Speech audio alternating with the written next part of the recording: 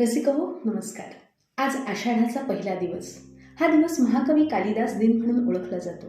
महाकवी कालिदासांनी आपल्या कल्पनेच्या भराऱ्या घेत केवळ मनोवेगाने प्रवास करत अलकापुरीपर्यंत अर्थात हिमालयाच्या टोकापर्यंत मंजिल गाठली आणि त्या दरम्यान त्यांनी जे रसभरीत वर्णन केलेलं आहे तेच मेघदूत नावाच्या महाकाव्यामध्ये आपल्याला वाचायला मिळतं.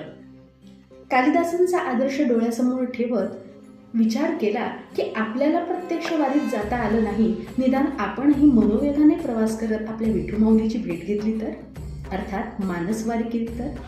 मग वारीला निघायचं तर सोबत न्यायचं काय? तर त्या कामाची यादी, त्या विषयांची यादी, त्या सामानाची यादी करता करता जे विषय हाताशी लागले ते घेत माझ्याबरोबर मानसवारी तुम्हालाही घडवावी असा छोटासा विचार मनाला स्पर्शून गेला. त्यामुळे ही मानसवारीची संकल्पना आपल्या समोर ठेवते आणि यापुढच्या 10 दिवसात आपल्यालाही माझ्या सोबत घेते. तर येताय ना मानसवारी करायला? जय जय राम, कृष्ण हरी.